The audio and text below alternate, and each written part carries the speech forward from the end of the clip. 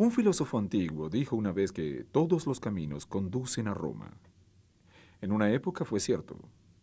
Hace 2000 años, todas las carreteras llevaban hasta el más grande imperio conocido por el hombre. La historia del Imperio Romano comienza con la tumultuosa fundación de la ciudad por Rómulo y Remo. Continúa con el ascenso de Julio César, Antonio y Cleopatra, Espartaco y otros. Prominentes personajes nacieron en una civilización marcada por el esplendor, el valor y la crueldad.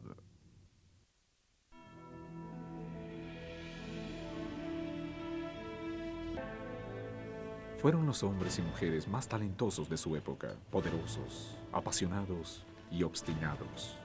Durante más de un milenio gobernaron el mundo occidental, venciendo enemigos, construyendo opulentas ciudades y viviendo una vida de decadente grandeza.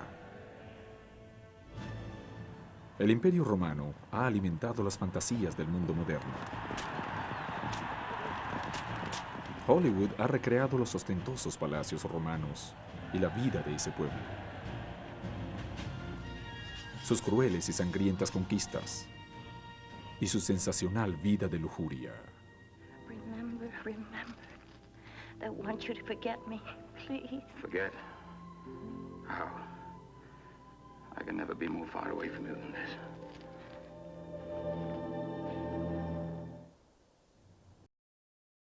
La esclavitud es la condición que tiene una persona frente al mandato de un dueño. En los pueblos más antiguos de Roma se consideraba que la esclavitud era una institución frente al derecho de las gentes. Este era un elemento fundamental y esencial para la sociedad de esta época. Dentro de esta época también se conocían como varios filósofos en el cual decían que la esclavitud era algo esencial y natural para esta época, ¿ya? El derecho de las gentes también se podía decir que un esclavo podía llegar a ser esclavo frente a su nacimiento, también llegándose a tener causas más allá en el cual tenían que causarse en Roma. Ahora, el derecho de las gentes se va yendo frente a la cautividad de estas personas, ¿no? Como podríamos decir que los esclavos que eran traídos de guerras eran conocidos como esclavos hostiles, esclavos que no tenían mucho daño, excepto cuando la Roma se tenía que llevar a un hecho de paz de donde venían estos dichos esclavos. Si el esclavo era de familia, su situación jurídica quedaba como si jamás hubiese salido de la potestad paternal. Esto significa que seguía conservando sus mismos derechos que ya empleaba desde antes. El derecho civil para los esclavos era inalienable. Eso quiere decir que no se le puede quitar nada a nadie. Nadie puede ser esclavo en un efecto de convención o una situación voluntaria. Nada de esto quería decir de que podrían cambiar los derechos de los esclavos de dicha época. Como bien se sabe, en el derecho romano los esclavos eran considerados cosas u objetos, mejor dicho, res o res mancipi. Esto quiere decir que los dueños tenían total poder sobre el esclavo. El esclavo tendría que cumplir todos los deseos de su amo. Sin embargo, progresivamente la legislación romana no desconoció el reconocimiento como ser humano del esclavo. Esto quiere decir que al siervo se le agregaron paulatinamente algunos beneficios. Un ejemplo de ello es que al inicio del imperio se creó una ley bautizada con el nombre de Lex Petranum.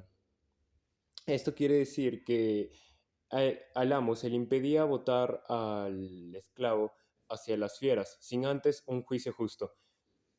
Incluyendo esto, también se le reconocía la libertad al esclavo si es que su amo fallecía o lo abandonaba. A favor de los esclavos, en el año 83 salió una resolución del Senado aprobada por Domiciano, que decía que se prohibía que se castraran a los esclavos. ¿Qué pasaba si esta ley no se cumplía? Pues los amos tenían que dar la mitad de sus bienes para hacerle burla a la ley. En el siglo número 2, el emperador Adriano, muy aparte de promulgar sus edictos como el edicto de los pretores, también promulgó leyes. Una de estas, por ejemplo, podría ser cuando aumentó la sanción para aquellos que castraron a sus esclavos. Esto podría tomarse quizá como una medida de compasión. Esto también fue tanto así que se imputó como una ley capital, presentando de esta forma 2 decretos a los senados. Estos decretos basados en unidades humanitarias, las cuales incluían, por ejemplo, a los lanistas. Los lanistas incluían de esta forma a los proxenetas, así como también a aquellos entrenadores de gladiadores y esclavos. Y por otro lado tenemos a aquellos que subordinaban los decretos o las condenas que se hablaban y se protegían o se promulgaban hacia los amos que señalaban a sus esclavos por defecto con respecto a los vigiles.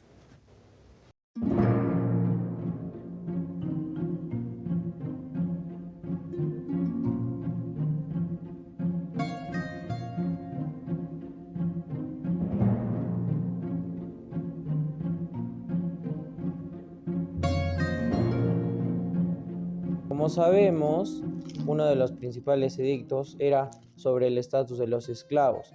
En la antigua Roma, los dueños abandonaban a sus esclavos en el templo de Esclapio cuando estos estaban enfermos, pero si se llegaban a recuperar, los dueños los reclamaban. Claudio dictaminó que los esclavos, si cumplían el tratamiento y se curaban, podían ser libres. El edicto de Nerón, probablemente dictada y promulgada por Seneca, que por toda su vida fue dirigida a los esclavos por la dignidad humana, es decir, que ordenaba al prefecto de la ciudad para que instruyera las causas donde los esclavos se quejaban de la injusticia de sus amos. A mediados de este siglo, el emperador Antonino Pío, sucesor del emperador Adriano, lleva al final esta evolución humanitaria, ya que gracias a él los esclavos dejan de ser maltratados en su totalidad. Él también fue quien estableció la ley en donde se decía que cualquier esclavo que sea llevado a la muerte a manos de su amo o por orden de su amo iba a ser considerado pues como el delito de homicidio. También estableció que cualquier esclavo que sea maltratado por su amo iba a ser vendido a un amo que le dé un trato mejor. Algo que podemos resaltar también de este periodo de Antonino es que pues protegió a las mujeres que cometían adulterio, ya que como sabemos estas pues antes eran asesinadas de forma inmediata. Sin embargo, gracias a él, que establece que pues cuando una mujer comete adulterio se le debería abrir un proceso en donde se investigue que su esposo le haya sido 100% legal. En caso contrario, la mujer iba a ser perdonada. Los libertos eran esclavos antiguos, eran liberados por sus domini servis y se convertían en ciudadanos libres. Aún así, no tenían ningún derecho, no tenían ningún estatus. No eran como las personas ingenuas en Roma.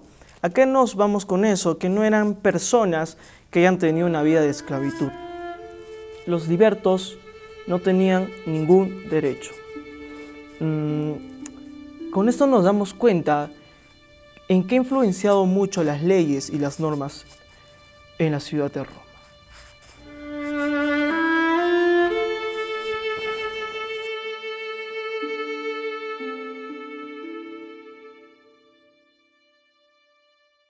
Para el pueblo romano, impulsaron al imperio a una era dorada, una época de infinitas posibilidades, cuando ser romano lo era todo.